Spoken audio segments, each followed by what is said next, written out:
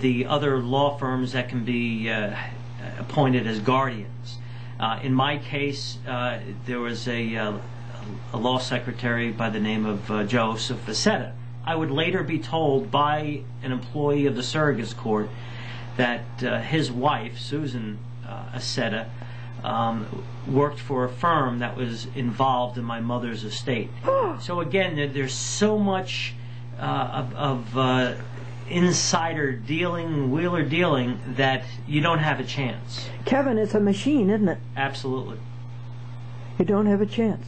It's very, very sad. And although Westchester County is particularly horrible, in my opinion, Manhattan is the same way, Rockland County, Dutchess, Nassau. It's really a statewide problem that has just been overlooked, and it needs to be addressed. Either the federal government needs to come in, or the new Attorney General or the new governor need to come in and just start cleaning house. The Commission on Judicial Conduct does not do anything.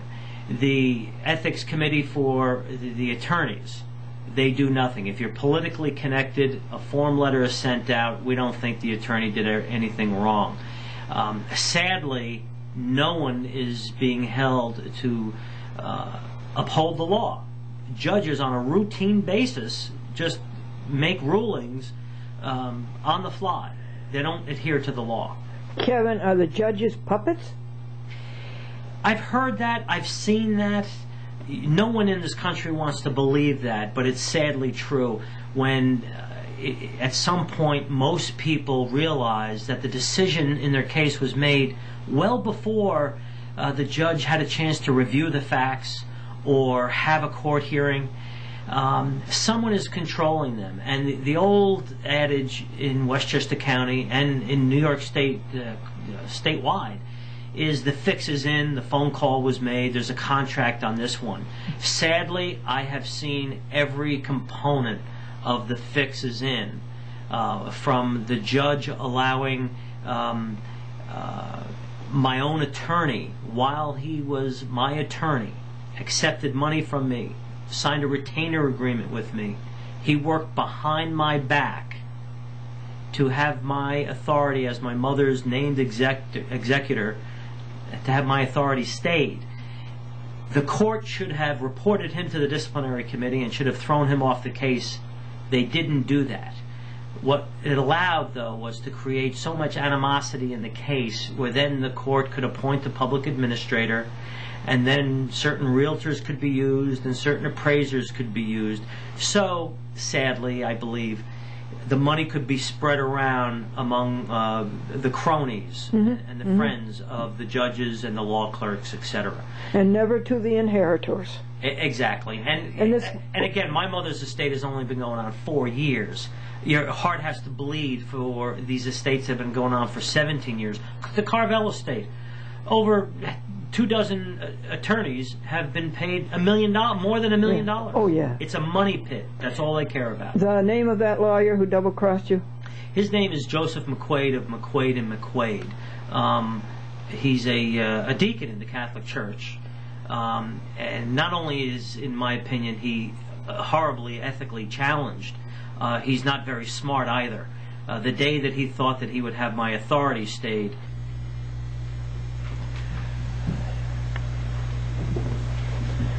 Kevin, how much did you pay McQuaid?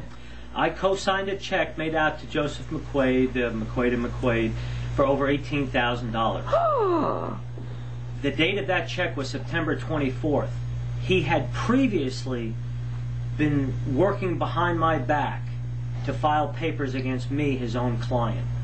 I filed the disciplinary committee complaint against him, which is still pending. So we'll see what happens if the ethics committee will stand up and take away his law license. Kevin, I feel that he was coerced to do that. Well, in fairness to Joe McQuaid, he's just he's not a very smart guy, in my opinion. He believed my sister, who was a convicted felon, that I was the convicted felon. I'm not a convicted felon. She is. So by him trying to get rid of me and keep my sister as an executor, you cannot be an executor if you're a convicted felon in New York State. So by trying to get rid of me, he was trying to violate another law in New York State. He's just not a very smart guy. He also made some horrific mistakes with tax filings and requirements and deadlines. He's just an awful lawyer, and in my opinion, an awful human being to do what he did to me, to a client. It's totally against every ethical rule to go against your own client. Oh, yeah. And they do it all the time. Yeah, this was pretty flagrant. Now, with the other attorneys in my mother's estate and the judges involved, I came across a whole cast of characters that were just politically connected. I would later find out there was another guy by the name of John Bryan Hansberry, who was a part-time judge in the city of White Plains at the time. Now he's a full-time appointed judge there. And another one that just wanted to try to coerce me into signing documents that were improper and wanted to just kind of push through to get rid of me, to annihilate me, and to go against my mother's stated wishes. So they could have the money? Exactly. That's the bottom line all the time, isn't it? That's all they care about. That's all they care about, is the bottom line. Right. Well, tell us more, Kevin. What's the state of things right now? Well, everything is kind of in limbo now because, again, they want to assert their control by elongating the time everything takes. And again, I'm only 4 years into this. Other estates are 14, 17 plus years. They hope the people will die in the older cases. Exactly. In my mother's case, the public administrator was appointed, and George Lambert, and the attorney Robert Korn of Del Bello Weingarten law firm of White Plains. They actually let a prospective buyer into my mother's house before he had a mortgage commitment. Before he had a mortgage commitment, he was allowed to start gutting the house. Oh, my. And I caught them at that, and I caught them in a whole host of other just improper dealings. In fact, at one hearing, Judge Scarpino said, well, it's unusual that the taxes would be lowered based on the sales price before the sale. But in my mother's case, improper influence to the tax assessor was used to lower the tax base based on the sale price. Usually that happens after a closing, after the sale. So if there's a book to be written in a smaller estate where what you don't do in an estate or as an attorney or as a judge or as a law clerk, my mother's estate is sadly a good example. How do you spell Korn? Korn is Korren. And what did John Bryan Hansberry do? What's the full story on that? Well, Mr. Hansberry was standing in for Mr. Lindgren, Thomas Lindgren, who is now an attorney working out of North Carolina. And he was my sister's attorney. Mr. Hansberry failed to reveal the fact that he was a part-time judge.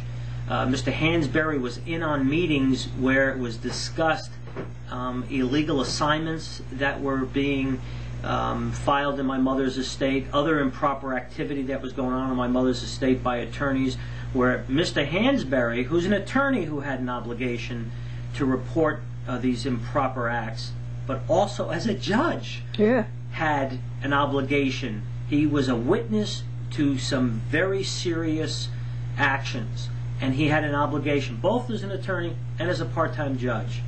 And then oddly I got a letter from him not too long ago telling me that he was no longer going to be practicing law, that he was moving on to a new profession. He failed to identify that. I later found out that that profession was full-time judge for the city of White Plains. From part-time to full-time. Full-time. Yeah. So good luck to the people that have to go before full-time city court judge. Yes, and I think I'm one of them, Kevin. Now, you're a lucky person. Anything else? It's quite sad. When I finally got Judge Scarpino to recuse himself because of the connection between him and Frank Strang, and how Strang was advertising the fact that he was cozy with the judge. Judge Scarpino finally recused himself, and the 9th Judicial District, which includes Westchester, the administrative judge, Nikolai. Francis X. Nikolai. That's correct.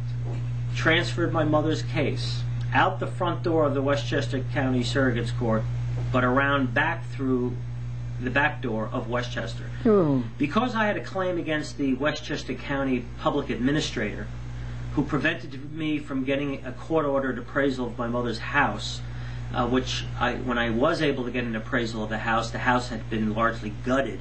Ooh. So I had a claim against the Westchester Public Administrator.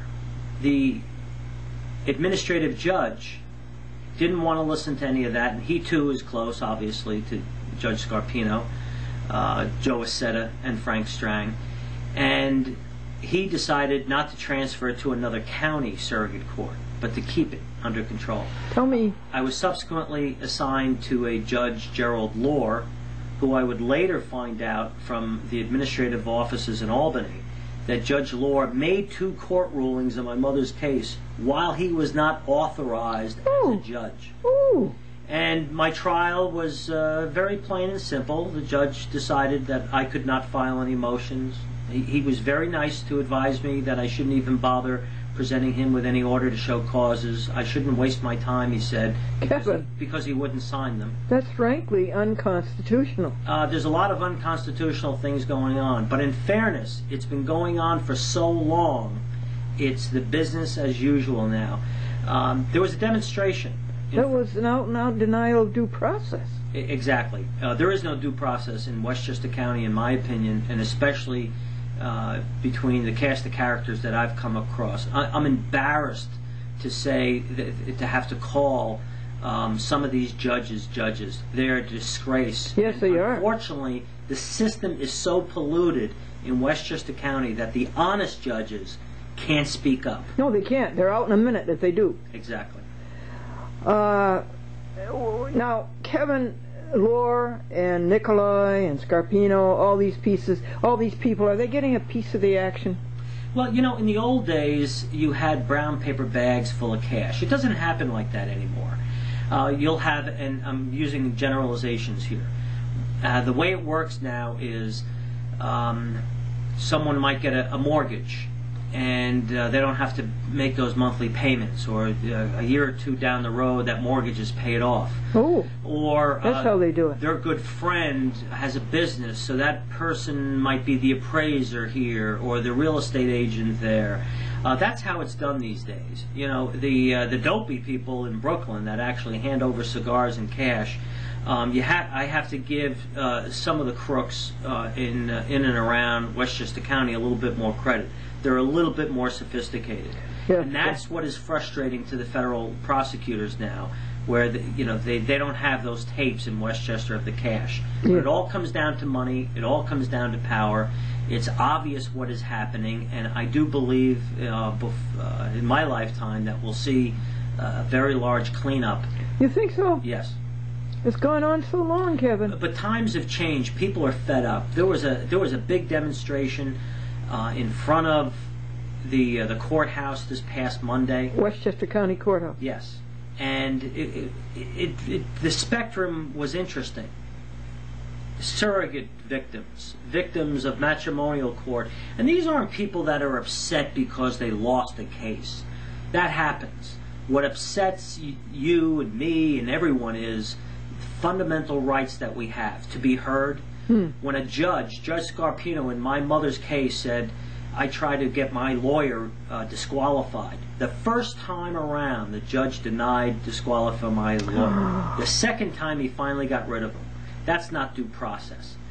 The first time that I tried to get attorney Frank Strang, who was advertising his coziness with this judge on his law firm website and on the internet, I'm cozy with the judge, come to me, I got the inside track. Oh, yeah. That's improper.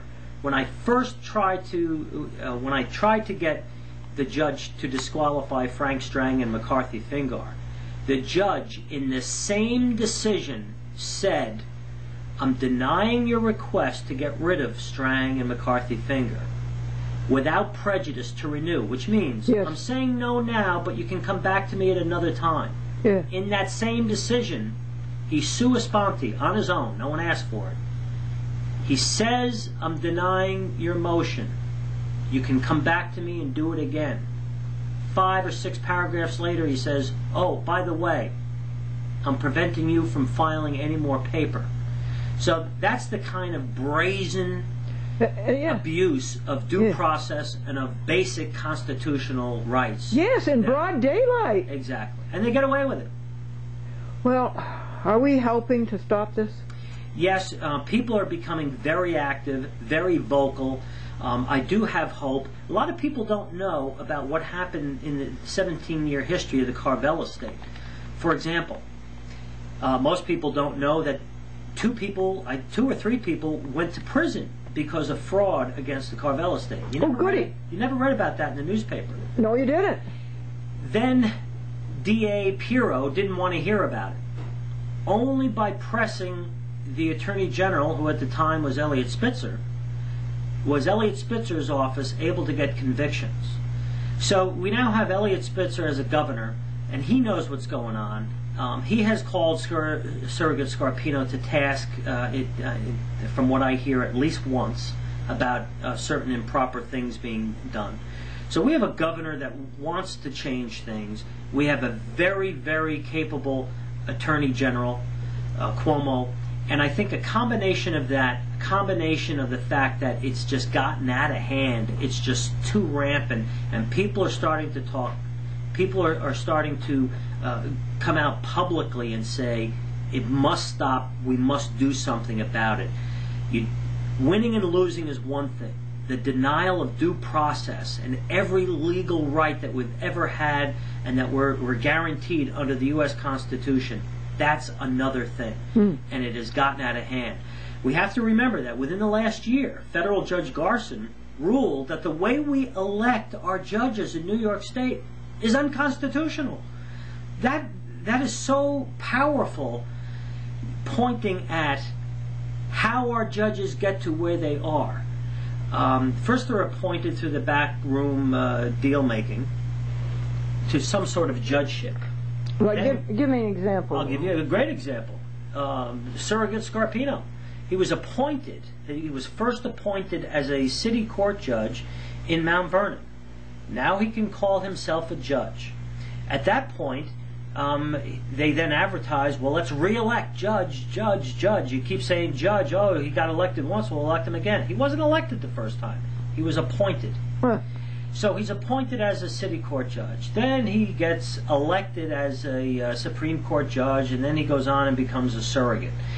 But the two-party system has been basically non-existent in Westchester County for somewhere between 15 and 25 years. Most people don't know that. They go to the ballot box and they see, oh, here's a Democrat, here's a Republican. But when both parties are picking who's going to be your choice, there isn't a two-party system. So Federal Judge Gleason ruled that the way we're picking our judges is unconstitutional. So there needs to be a total cleaning up of how we elect our judges. And, you know, it really doesn't matter whether or not you win or lose. If you're in a fair system, that's the beauty of our U.S. Constitution, and you should be happy. I think that's our only answer, to go after them as constitutional challenge. What were the names of the people who were put away for fraud in the Carvel case? Do you remember? I don't recall. I don't recall their names. Okay. Now, I'd like to point out that Scarpino was, I would like to point out that John Bryan Hansberry was appointed. That's correct. And he's on the good old boy track of getting his tenure as a county or a state Supreme Court judge. He gets appointed as a city court judge, a temporary, part-time judge. Now he's been moved into the full-time position. Before you know it, you'll see his name on a ballot. They'll be calling him Judge Hansberry, and they'll want you to elect him to some other post. But the people haven't spoken there. Just the people behind the scenes in the backroom deals are hand-choosing who our judges will be. The two-party system is non-existent and has been non-existent in Westchester County for way too long. Who appointed Hansberry from part-time to full-time city judge, White Plains? That was an interesting series of events. Haven't been able to fully find out, but it was finalized by the Common Council of the city of White Plains. Just a handful of people. So that a handful of people, not the voters of White Plains, are choosing who their now full-time judge is. But was it the state who made him full-time, or was it? There was some law that came into existence saying that you could or you had to transfer part-time judges to a full-time status, or something that allowed that. But again, it doesn't come down to the vote of the people.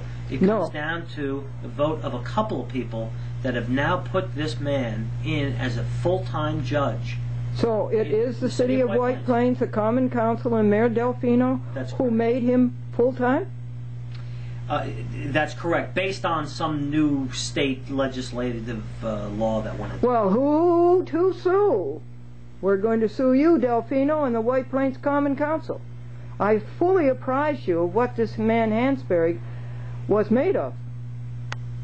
I turned to Mr. Hansberry during one of the conferences and I said, sir, you know there are serious charges here. Over $130,000 were stolen from Red Cross 9/11 funds, and I'm trying to get that money repaid. And one of these lawyers here filed papers so the monies could never be repaid. That's a crime. It's a disgrace. It's against kids that went into their piggy banks to pull out nickels and dimes to donate $130,000, have that money stolen. That money needs to be repaid.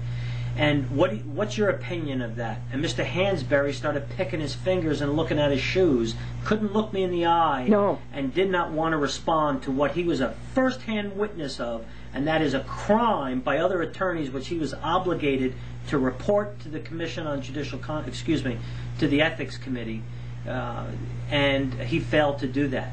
So, very disappointed in Mr. Hansberry's actions. Keep after him, okay? Keep after him. Kevin McCune, what can people do today? There's actually a lot that we can do.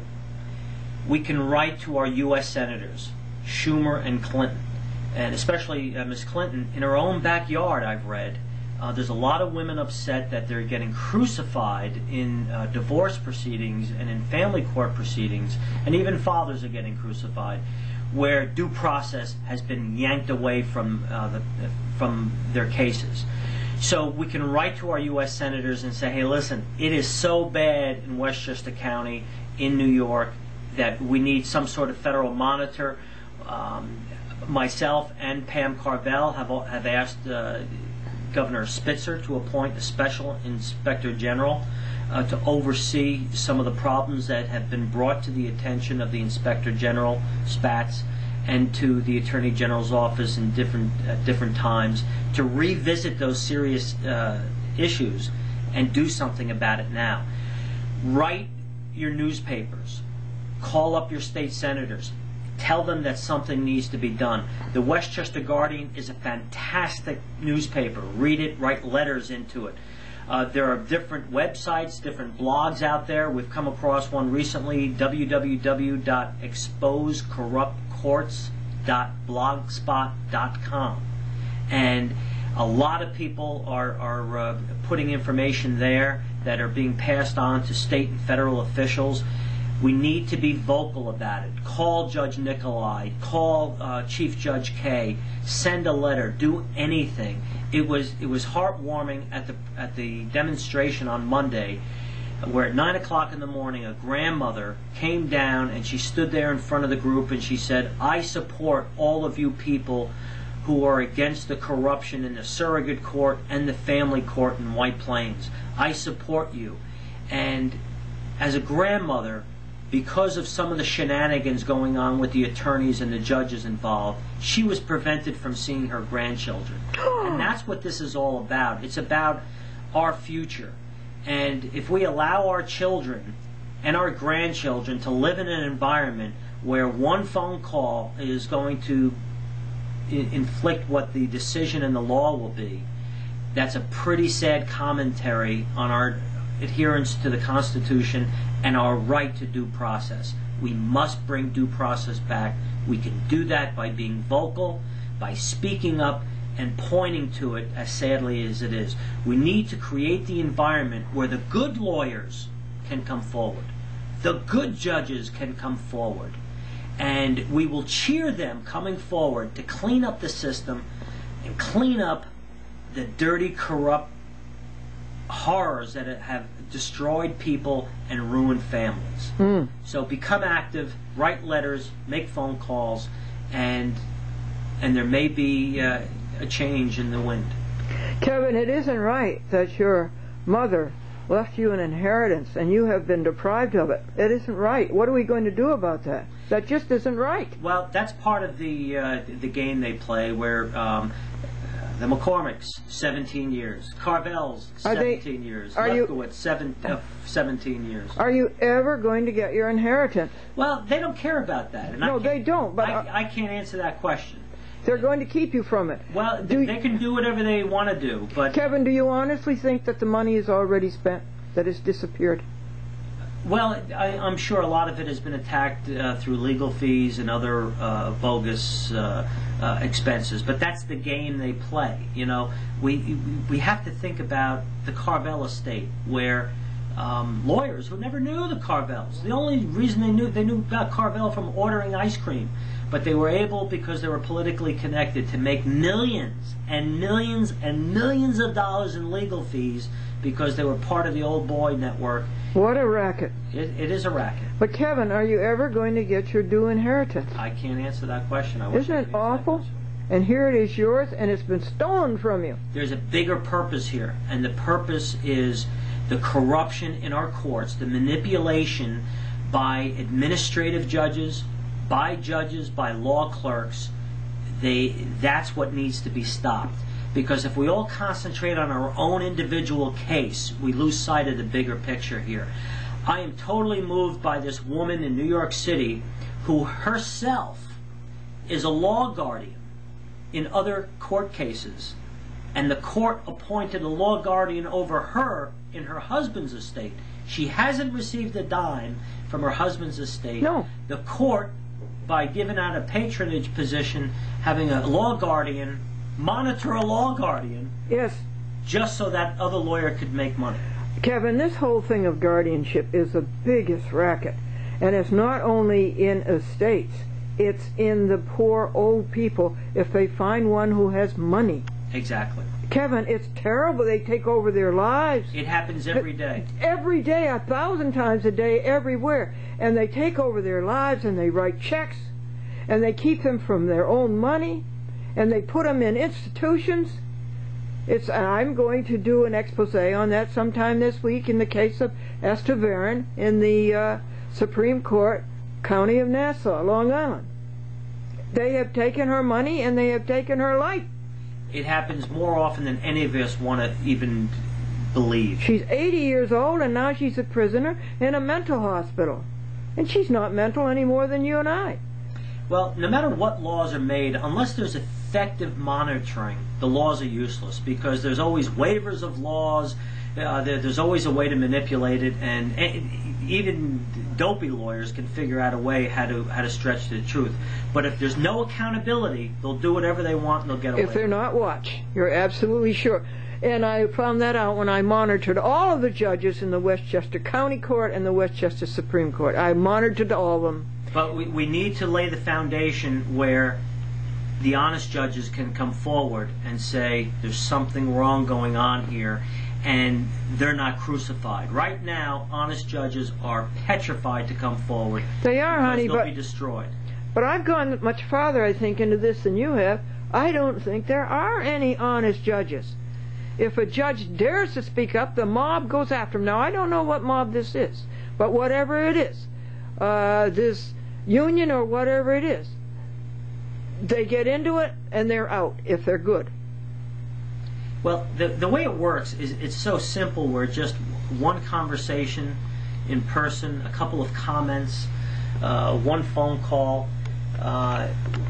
puts the fix in, The contract is made, and that's the end of it. That's the end. We're not making big mobster movies here. One phone call justice is how it works. Yes, so that's it. You can be annihilated without having a grand scheme. Yeah, they're doing it all the time to me. They do it daily, weekly, and monthly to a chat with Glendora.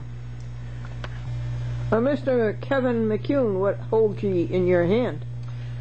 I have the latest copy of the Westchester Guardian. Hold it steadily, please. I'll get a picture of it. Just hold it steadily. This is the Westchester Guardian. Thursday, May 17th, 2007. Okay, thank you. I didn't even know this newspaper existed, and I have to tell you that it is now giving hope to me and to many other people that the corruption will be cleaned up sooner as opposed to later. This is one of the most important forums out there for people expressing their frustration and their anger at the corruption. There is an article on the bottom. It says, Carvel niece fights Westchester judicial machine. It's a fascinating story that goes on against a true American hero. Tom Carvel does really well. Not a penny of his money is paid as income to his wife in the 8 years that she survived him. The story goes on to quote Judge Scarpino, "I feel like a judge who's been called some nasty names." He also is quoted as saying, "I don't see any warm and cuddly feelings here." He, it is reported, said those quotes following his decision not to disqualify himself. And it's reported here on page 16 that Judge Scarpino, I mean, this is so unbelievable that people just can't believe this stuff goes on. As we all know, judges are not supposed to have any type of, even an appearance of impropriety. No. Here it's reported that, quote, Surrogate Scarpino received loans from Hudson Valley Bank for $200,000 in 2001, just when the Carvel estate trials were beginning, and an additional $100,000 in loans in 2004 when the surrogate denied Pamela Carvel's demand for access to Agnes's funds needed to pay estate administrative expenses. What I find absolutely disgusting about the couple of $100 million in the Carvel estate is Pam Carvel has not been reimbursed the 6,000 measly dollars that she paid out for Agnes Carvel's funeral expenses. That's disgusting. And only because of the recent publicity of the Carvel estate, I'm told, has Fernwood Cemetery cleaned up around the gravestone of where Tom Carvel is. Tom Carvel, who's worth a couple of $100 million apparently. Yes. His gravesite is not even cleaned up because the foundation wouldn't want to pay the measly couple of $100 in care for the gravesite. They are just so greedy. That's how disgusting this entire mess is. It's fascinating, this article, and everyone has to become a regular reader of the Westchester Guardian. It comes out every Thursday. You can get it in Manhattan now. You can get it